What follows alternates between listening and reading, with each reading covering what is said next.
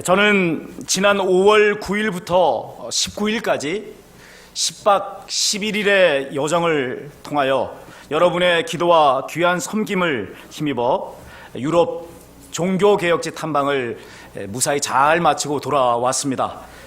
많은 것을 보고 느꼈지만 그 중에 두 가지를 나누고 싶습니다. 첫째는 방문한 유럽인들의 이 모습을 보면서 자국의 문화유적을 너무나도 잘 보존 관리하고 있다는 사실을 말씀드리고자 합니다. 가는 곳마다 수백 년씩 되는 그런 문화유적들이 수두룩했습니다. 자랑스러운 문화유적뿐만 아니라 수치스러운 문화유적까지도 잘 보존 관리하고 있는 것을 보았습니다. 역사를 통해서 우리는 승리의 기록만 배우는 것이 아니죠.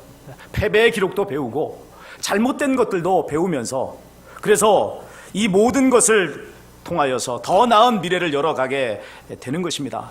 그들의 잘 보존 관리되고 있는 문화 유적들을 보면서 바로 이것이 유럽인들이 가지고 있는 문화적 저력이구나 하는 것을 실감을 했습니다. 두 번째는 선진국의 시민의식입니다. 돈 많은 집을 가리켜서 뼈대 있는 집안이라고 말하지 않죠. 마찬가지로 돈이 많은 나라라고 해서 선진국이라고 부르지 않습니다. 돈보다 더 중요한 것은 수준 높은 시민의식입니다.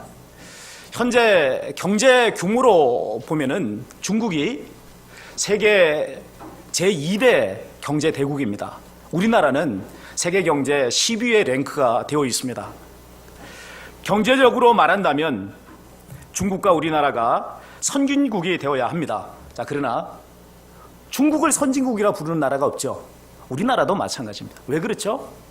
시민의식이 경제 규모에 따르지를 못하는 것입니다. 근본 종교개혁지 탐방을 하면서 이 사실을 절감했습니다.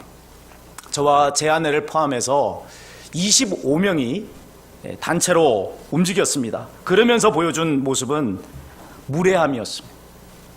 뭐였다고요? 무례함.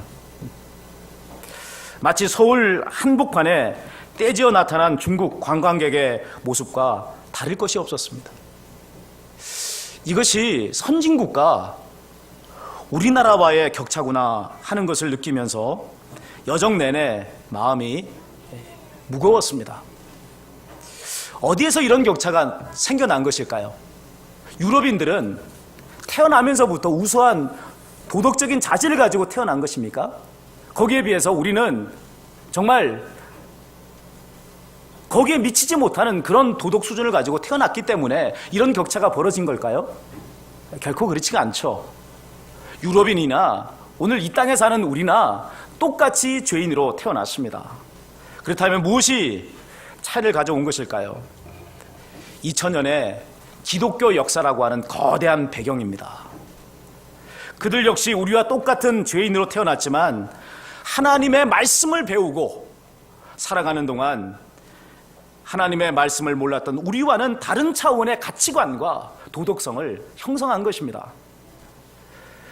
저는 보다 많은 우리나라 성도들이 선진국들을 방문함으로써 수준 높은 시민의식을 경험했으면 좋겠다, 이런 생각을 했습니다. 우물한 개구리는 자기가 바라보는 하늘만이 전부라고 생각합니다. 그러나 우물 밖으로 나오는 순간 하늘이 얼마나 넓은지를 알게 되죠. 그리고 자기의 수준이 어느 정도인가 하는 것을 비로소 깨닫게 되는 것입니다. 오늘 본문은요, 애굽에 도착한 야곱이 요셉의 인도를 받아서 바로 앞에 나가서 바로를 축복하고 나온 사실을 기록해 놓고 있습니다. 바로와 야곱 간에 여러 말들이 오고 갔을 것입니다. 그런데 성경은요, 다른 말들은 다 생략하고 오직 한 부분의 대화만을 기록해 놓고 있습니다. 8절과 9절입니다. 같이 한번 8절 9절을 읽어보도록 하겠습니다. 8절 9절입니다. 함께 읽겠습니다. 바로가 야곱에게 묻되 내 나이가 얼마냐? 야곱이 바로에게 아뢰되 내 나그네 길의 세월이 130년이니이다. 내 나이가 얼마 못 되니 우리 조상의 나그네 길의 연조에 미치지 못하나 험악한 세월을 보냈나이다 하고, 왜 성경이 이 야곱의 이 말을 주목해서 담아놓고 있는 것일까요? 그의 말 속에 세상에서 살아가는 성도의 삶의 정체가 고스란히 담겨져 있기 때문에 그렇습니다. 당시 야곱의 나이는 130세였어요. 그의 할아버지 아브라함이 175세를 살았고 그의 아버지 이삭은 180세를 살았습니다. 그러면 130세인 이 야곱의 나이는 그의 할아버지나 아버지의 연수에 미치지 못하는 그런 나이입니다. 그러나 동일한 것이 있습니다. 험악한 나그네 길에 세월을 보냈다라고 하는 사실입니다. 야곱의 나그네 길을 간략하게 한번 되짚어 봅시다. 그의 본격적인 나그네 길이 시작된 시점은 형 에서가 받아야 될 장자의 축복을 자신이 가로채 받았을 때부터였습니다. 형 에서의 분노를 피해서 그는 바단 아람에 있는 외삼촌 라반의 집으로 도망을 쳤습니다. 그때 이 야곱의 나이가 77세였어요. 또 그때 그 77세 때 야곱은 자기의 하나님을 만나는 그런 은혜를 체험합니다.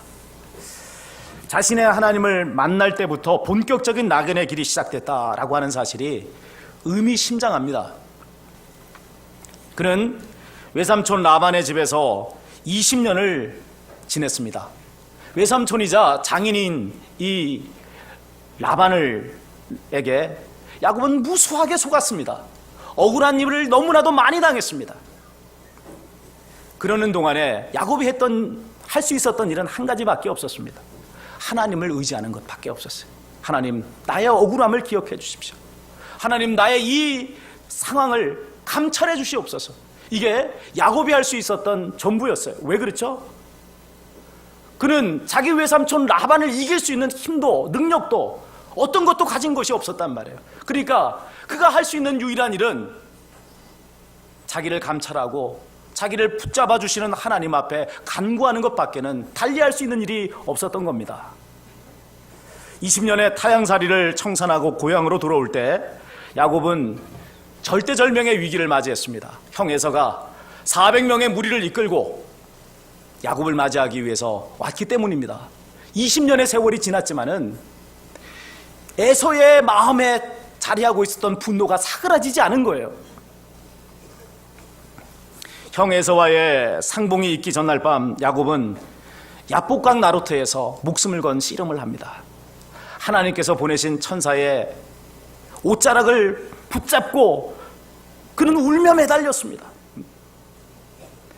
왜 그렇죠? 자신의 무능력을 절감했기 때문에 그렇습니다. 형 에서의 칼날에서 자기의 가족을 구할 길이 없는 거예요. 자기의 목숨을 구할 길이 없는 겁니다. 꾀돌이, 교활하기 짝이 없는 야곱이었지만 그가 어찌할 수 없는 상황을 맞이한 건 아니에요. 그래서 그는 이 천사의 옷자락을 붙잡고 늘어지면서 하나님의 은총을 구했습니다. 나를 살려주십시오. 내 가족을 살려주십시오. 그 자리에서 야곱은 깊은 존재적 변화를 체험했습니다. 지금까지는 하나님을 믿는다고 말하면서도 자기가 계획하고 자기가 모든 일을 주도하는 삶을 살았어요. 하나님은 그저 그를 돕는 보조자에 불과했습니다. 그러나 야복강 나루터 그날 밤에 야곱은 자기의 생명까지도 하나님께 달려있다는 것을 깨닫게 됐습니다. 하나님께 항복한 것이죠. 그에게 붙여진 새 이름은 이스라엘이었습니다. 이제 더 이상 너를 야곱이라 하지 않으리라. 너는 이스라엘이다. 다음 날 야곱은 형 에서와 눈물의 상봉을 했습니다. 하나님께서 분노로 불타오르던 에서의 마음을 돌이켜서 동생인 이 야곱을 불쌍히 여기는 마음으로 가득 차게 변화시켜줬기 때문에 가능했던 일이었습니다. 자, 77세 때 고향을 떠나서 20년 만에 돌아왔으니 이때 야곱의 나이는 몇 세였죠? 97세인 겁니다. 이제 그의 인생은 순탄했을까요? 아닙니다. 10여 년이 지난 그의 나이 108세 때에 커다란 슬픔을 경험하게 됐습니다. 그가 그토록 아끼고 사랑했던 아들 요셉을 잃은 거예요. 물론 실상은 그의 형들이 요셉을 애굽의 종으로 팔아버리고 자기 아버지에게 요셉이 짐승에 찢겨 죽었다고 거짓말을 한 것입니다. 그러나 야곱은 다시 요셉을 만날 때까지 마음에 큰 슬픔을 안고 살아야 했습니다. 다른 아들 11명이 있었지만 그들 누구도 야곱의 마음에 차는 이가 없었어요. 그는 자신의 노년을 어떤 마음으로 지냈겠습니까? 내가 사랑하는 이 아들 요셉을 형들의 안부를 알아보게 하라고 신분을 보냈어야지 말았어야 하는 것인데, 그런 자책하는 마음으로 야곱의 눈에는 눈물이 그치지 않았습니다. 그의 노년의 인생은요, 이런 아픔과 그리고 허무함으로 가득한 그런 시간들이었습니다. 그런 세월이 22년이었습니다. 그러다가 그의 나이 130대에 세때에 너무나도 기가 막힌 소식이 들렸습니다. 요셉이 살아있다는 거예요. 그것도 애굽의 총리가 되어 있다는 것입니다. 이걸 어떻게 믿습니까? 22년 동안 죽었다고 생각하고 마음에 묻어놓았던 아들이 살아있다고 하는 그 사실, 아니 그것도 애굽의 총리가 되어 있다는 그 사실을 어떻게 믿을 수 있겠어요? 야곱은 하나님의 응답을 받고 가나안 땅을 떠나서 애굽으로 내려갔습니다. 그리고 그곳에서 오매불망 잊지 못했던 야곱을 품에 안고 만나는 역사가 일어났습니다. 그는 애굽에서 17년을 더 살다가 147세의 나이에 소천했습니다.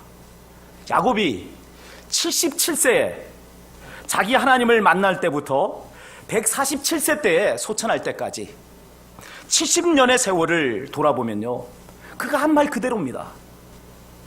그의 인생은 나그네 길이었고 험악한 세월이었습니다. 왜 하나님께서는 야곱에게 그렇게 힘들고 어려운 험악한 세월을 지내게 했을까요? 하나님을 믿는 순간 불행 끝, 행복 시작, 이런 역사가 펼쳐져야 되는 것 아니겠습니까? 우리가 예수님을 믿으면서 기대하는 것이 바로 이런 것입니다. 예수님 믿으면 건강해지고, 예수님 믿으면 부자가 되고, 예수님 믿으면 세상에서 성공하는 자가 되는 것, 이런 것을 우리는 꿈꿉니다.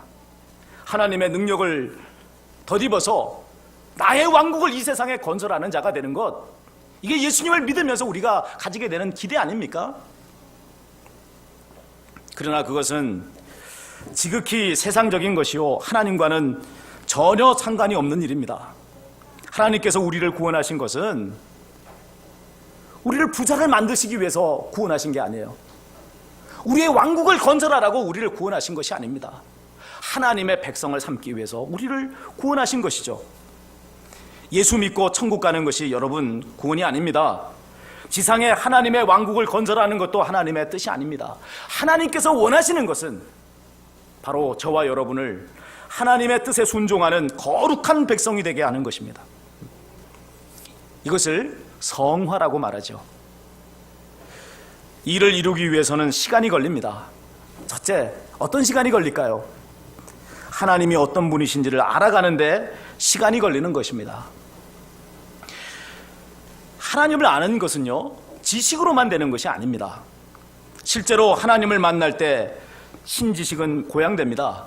자, 아브라함, 이삭, 야곱, 이 사람들을 족장들이라 이렇게 말합니다. 이 족장 시대에 그들이 깨달은 하나님의 지식의 발전상을 보면은 이렇습니다. 처음에 그들은 하나님을 세상에 있는 여러 신들 가운데 한 분으로 알았어요. 그 시대는 다신교의 세상입니다. 많은 신들이 있었습니다. 지역마다 신들이 있었고 또 그 지역에 여러 신들이 함께 공존했던 세계였습니다. 그 여러 신들 가운데 하나님은 한 분이다, 그렇게 그들은 알았습니다. 그러다가 점차 놀라운 신앙 체험을 하면서 하나님이 여러 신들 가운데 최고의 신이라고 하는 것을 그들은 알아가기 시작합니다. 아브라함, 이삭, 야곱이 도달한 하나님에 대한 신지식은 대체로 여기까지였어요. 하나님은 여러 신들 가운데 최고의 신이다. 이후에 하나님에 대한 신지식은요, 모세 때에 더욱 높은 수준으로 올라갑니다. 하나님을 유일하신 분으로 고백하게 된 것입니다. 오직 하나님 한 분만이 이 세상의 유일한 신이라는 거죠. 다른 신들은 없다는 겁니다. 다 가짜들일 뿐이고 또 격이 떨어지는 존재들일 뿐이지 진짜 신, 참된 유일하신 분은 하나님 한 분밖에 없다. 자, 이거를 유일신론이라고 말합니다. 유일신론. 이스라엘에서요, 유일신론이 확립된 것은 바벨론 포로 후기 혹은 포로 귀환기로 추정이 됩니다. 수많은 역사의 시련과 고난을 통해서 하나님이 어떤 분인가를 알게 된 것입니다.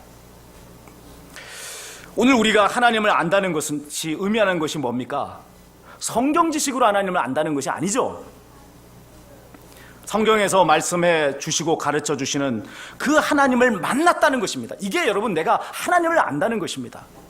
그 만남의 수준만큼 우리는 하나님을 알게 됩니다. 그리고 그 수준만큼 우리는 변화되는 거예요. 이 만남의 역사, 이 만남의 수준이 자꾸만 반복되고 고양되는 과정을 통해서 우리는 하나님을 알아가게 되는 겁니다. 여기에 시간이 걸리는 거예요. 두 번째, 나의 죄인됨과 무능력을 알아가는데 시간이 걸립니다. 우리는 입을 열면 예수님을 향해서 주여라고 말합니다. 예수님이 주님이라고 하는 고백인 거죠. 그러나 우리의 삶은 얼마나 예수님을 주님으로 고백하는 삶을 살고 있습니까? 입으로만 예수님을 주님이라고 말할 뿐 실제 삶은 여전히 내가 주인이 되어서 살아가고 있는 삶의 모습이 우리에게는 있는 거예요. 왜 그럴까요? 예수님이 주인이라고 하면 우리의 삶 전반에서 예수님이 주인으로 높임을 받아야 되는 거 아니겠어요? 근데 말은 예수님은 주님입니다 라고 말하면서 삶은 그렇지가 않아요. 왜 그런 거죠? 나의 죄인됨과 무능력을 제대로 알지 못하기 때문입니다. 그래서 내가 모든 것을 계획하고 주도하면서 예수님께는 옆에서 그냥 나만 도와주세요 라고 그렇게 요청을 하는 것입니다. 얼마나 어리석은 일이에요. 하나님께서 계획하시고 주도하는 인생이 복될까요? 아니면 죄인이요 무능력하기 짝이 없는 내가 계획하고 주도하는 삶이 복될까요? 이건 비교 대상이 아닌 거 아닙니까? 이런 우리의 교만함, 어리석음이 깨어질 방법이 어디 있습니까? 수많은 시행착오, 수많은 실패, 수많은 시련과 역경을 통해서야만 비로소 우리는 내 자신의 죄인됨을 알게 됩니다. 내 자신의 무능력을 알게 되는 거예요. 그러면서 하나님께 인생의 주도권을 맡기는 자가 되는 것이죠. 야곱의 임종 시기의 모습을 보면 그가 험악한 나그네 길의 세월을 통해서 얼마나 성화가 되었는가 하는 것을 알 수가 있습니다. 그는 장자의 축복을 받기 위해서 어머니 리브가와 공모해서 자기 아버지 이삭을 속인 자 아닙니까? 자기 형 에서를 속인 자입니다. 그랬던 그가 요셉의 두 아들 므낫세와 에브라임을 축복할 때 차자인 에브라임에게 오른손을 올리고 장자인 므낫세에게 왼손을 올려 어긋나게 손을 올리고 축복해 주었습니다. 장자인, 육신적으로 보면 장자인 므낫세에게 장자의 축복을 줘야 되는데 그렇게 하지 않고 차자인 에브라임에게 장자의 축복을 줬다는 거예요. 이 모습을 보고 요셉이 그의 아버지의 손을 거두며 말립니다. 아버지, 지금 오른손을 올린 아들은 차자 에브라임입니다. 손을 어긋나게 올리셨습니다. 그렇게 말렸을 때 야곱이 뭐라고 말합니까? 이렇게 말합니다. 나도 안다. 내 아들아 나도 안다. 그도 한 족속이 되며 그도 크게 되려니와 그의 아우가 그보다 더 큰 자가 되고 그의 자손이 여러 민족을 이루리라. 그는요, 사람의 뜻이 세워지는 것이 아니라 하나님의 뜻이 세워진다는 것을 깊이 깨달았습니다. 이 깨달음이 임하고 실천하는 자가 되기까지 몇 년의 세월이 걸린 것이죠? 70년의 세월이, 70년의 시간이 걸린 것입니다. 세 번째, 믿음은 인내와 충성을 통해 견고해지기 때문입니다. 한 사람이 충성된 사람인지 아닌지를 알기 위해서는 무엇이 필요할까요? 무엇이? 오랜 시간입니다. 한두 번쯤의 멋진 충성은 누구나 다 할 수 있습니다. 그러나 그것이 신뢰할 만한 것이 되기 위해서는 그 충성이 오랜 시간 동안 변함이 없어야 합니다. 믿음은요, 보이지 않는 하나님의 나라를 보는 것처럼 믿는 거예요. 비록 몸은 이 세상에 살고 있지만 우리의 가치관과 우리의 정신은 하나님 나라 천국의 시민으로 사는 것 아닙니까? 그런데 그 일이 쉽지가 않습니다. 심지어 믿음 때문에 핍박을 받을 수도 있습니다. 어떻게 해야 될까요? 그때가 바로 믿음을 발휘해야 될 때는 거예요. 손해를, 핍박을 기꺼이 감수하는 것입니다. 왜요? 우리는 하나님의 나라가 있다는 것을 너무나 분명하게 알고 있기 때문에 그렇습니다. 이러한 인생의 여정을 통해서 우리는 믿음의 대장부로 성장하고 이런 우리의 모습을 통해서 이 세상에 하나님의 나라는 드러나는 것입니다. 종교개혁지를 탐방하고 돌아와서 마르틴 루터의 종교개혁이 있었던 1517년 어간에 우리나라에서는 어떤 일이 있었는가를 찾아봤습니다. 조선시대 11대 왕인 중종 때였습니다. 그때 조선에서도 커다란 개혁이 있었습니다. 조광조의 개혁입니다. 그러나 안타깝게도 그의 개혁은 실패하였고 조선은 기득권 세력의 손에 더 깊이 떨어지고 말았습니다.